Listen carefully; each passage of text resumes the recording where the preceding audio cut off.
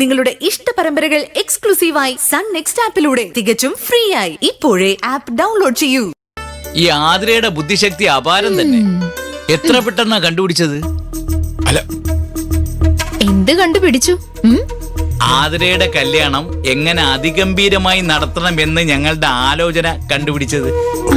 പക്ഷേ അതിന് ഗൂഢൊന്നും ഇല്ല കേട്ടോ, ആലോചനയേ ഉള്ളൂ. ആണല്ലേ? അതിന് അച്ഛന്റെ മുഖത്തെന്തിനാ ഇത്രയും വേവലാതി? എന്ത് വേവലാതി? ഏയ് മോളെ, നമ്മളെ പോലുള്ള ആൾക്കാർക്ക് എപ്പോഴും വേവലാതി തന്നെയാ. അത് പോട്ടെ, ഹരീഷൻ വിളിച്ചിരുന്നു? ഇല്ലല്ലോ.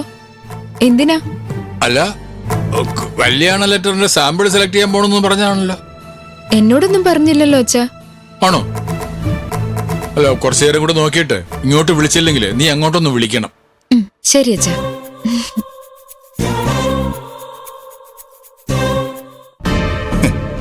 എന്റെ പ്രയാസങ്ങൾ മുത്തശ്ശനോട് പറഞ്ഞ് മുത്തശ്ശന് തന്നെ ഇപ്പൊ എന്നോട് വെറുപ്പായെന്നോ സംശയം.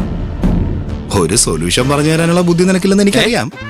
ആ, നീ എന്റെ ഉറ്റ സുഹൃത്തായി പോയില്ലേ, അപ്പൊ പിന്നെ നിന്നോടല്ലാതെ വേറെ ആരോടാ പറയാ? ഹരി, ഇവിടുന്ന് താഴേക്ക് ചാടിയ ചാവോ അതോ കയ്യോ കാലോ? ഏയ്, ചാടാ വരട്ടെ. എടാ, കോളേജിൽ പഠിക്കുമ്പോ എന്റെ പുറകെ എത്ര പെമ്പിള്ളേർ നടന്നിട്ടുണ്ടെന്നറിയോ? ഒരു പ്രമീള, ഒരു അനുപമ, ഒരു നവ്യ. ഇതിലാരെങ്കിലും പ്രേമിക്കാൻ അന്ന് മുത്തശ്ശനോട് പറഞ്ഞതാ, ഞാൻ കേട്ടില്ല. അങ്ങനെയായിരുന്നെങ്കിൽ പഠിത്തം കഴിഞ്ഞ് ജോലി കിട്ടിയ ഉടനെ ഇതിലാരെങ്കിലും കുട്ടി രജിസ്റ്റർ ഓഫീസിൽ പോയി പണ്ട് മുത്തശ്ശൻ ചെയ്ത പോലെ കല്യാണം കഴിച്ച് കൂട്ടിക്കൊണ്ടുവരായിരുന്നു. ആ, ഇനിയിപ്പൊ അത് നടക്കില്ല. അവരുടെയൊക്കെ കല്യാണവും കഴിഞ്ഞു. ഇപ്പൊ എന്തായി? എന്റെ കല്യാണ ചെലവ് ഇങ്ങനെ കൂടി വരുവാ. ഞാനിപ്പോ എന്താ ചെയ്യേണ്ടത്? നിക്ക്, ചാടാൻ വരട്ടെ. ബാക്കി ഇവിടെ കേട്ടിട്ട് ചാടിക്കും.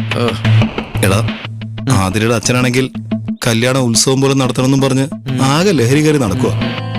ആനയും അമ്പാരിയും വേണമെന്ന് ഇതുവരെ പറഞ്ഞിട്ടില്ല. അതിന് എപ്പ പറയുവോ ആവോ. ഞാനിങ്ങനെ ചെലവ് ചുരുക്കി ബാങ്കിൽ സൂക്ഷിച്ചു വെച്ച പൈസയൊക്കെ ഇതോടെ തീരുമെന്നാ തോന്നുന്നു.